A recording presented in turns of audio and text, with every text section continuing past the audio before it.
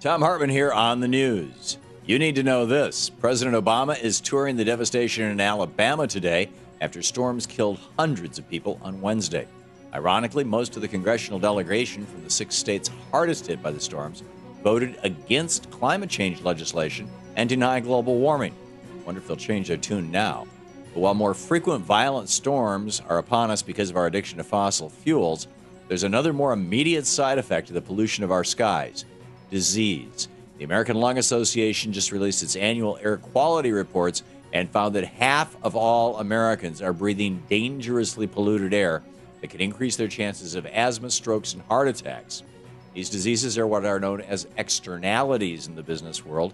They're extra costs associated with burning fossil fuels that oil companies don't have to pay for. You and I do instead. We get stuck with the bill for the extra medical costs. And all this comes at a time when Republicans are trying to kill the Clean Air Act. It's time to make a choice in America: oil profits or our world's future. Republicans have made their choice. What's yours? Drivers are screwed. According to Reuters, gas prices at the pump are 50 cents higher now because of speculation on Wall Street. Basically, banksters are placing bets that oil prices will rise, and if enough banksters get in the game, then oil prices do indeed rise, sort of like the stock market back in the 1929s, making them all tons of money but screwing over the rest of us at the pump. The U.S. Energy Information Administration, the EIA, was investigating the role of speculating in gas prices going up. At least they were, until Republicans came to power a few months ago in the House of Representatives. Due to Republican budget cuts, the EIA was forced to scale back its efforts to patrol oil speculation, leaving the banksters to manipulate prices with no oversight. So the recent surge in gas prices has nothing to do with supply and demand. It's about Republicans giving another handout to Wall Street and the big oil industry, their main campaign contributors, to destroy the economy and thus hurt President Obama's re-election chances. In the best of the rest of the news, the state of Tennessee is trying to reform its electoral system by flooding it with corporate cash. A new bill has been approved in both the state House and state committees that will allow corporations to contribute directly to political candidates and increase the amount of money that political action committees, or PACs, are allowed to throw behind a candidate of their choosing. As House Democratic Caucus Chairman Mike Turner said about the new bill, it's going to be like an arms race with Democrats and Republicans trying to compete for this corporate cash. Of course, when both parties are trying to get corporate cash, guess for whom they're not working? You and me, the rest of the working class. There may be a lot of things wrong with elections in America, but I don't think too little corporate cash is the problem.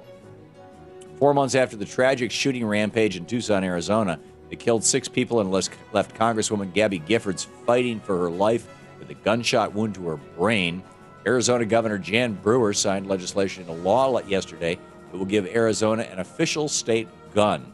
The Colt single-action Army revolver has earned the distinction in Arizona, even though Colt firearms are based out of Connecticut, and the gun has a bloody history of massacring Native Americans in Arizona.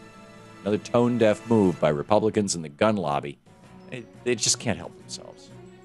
In What Can We Learn from Venezuela news? This week, Venezuelan President Hugo Chavez has imposed a windfall profit tax on major oil corporations operating in his state. That could funnel $16 billion into the state's coffers.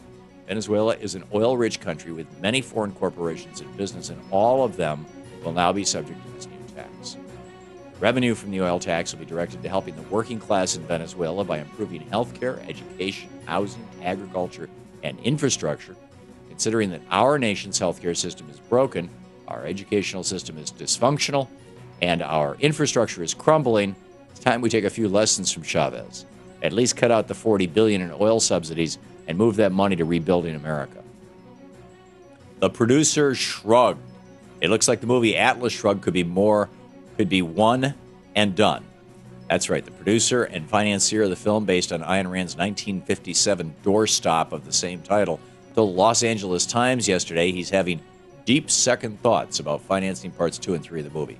Critics tore up the movie when it was released 2 weeks ago, and outside the inner circle of Ayn Rand cultists, which includes most of the Republican Party in power today, including Paul Ryan, who makes his entire staff read the book, other than those people, good luck finding anyone else in America who could bear the movie in its entirety. I mean, really, billionaires going on strike? What kind of fantasy world are you living in if you think that'll ever happen?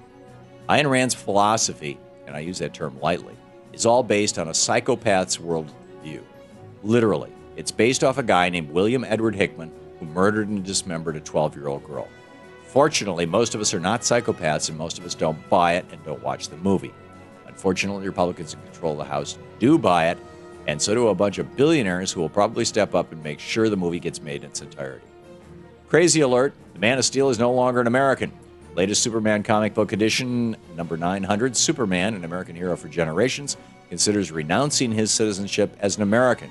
Superman's decision was prompted by a visit to Iran, where he supported nonviolent protesters, which was later considered an act of war by Iranian President Ahmadinejad.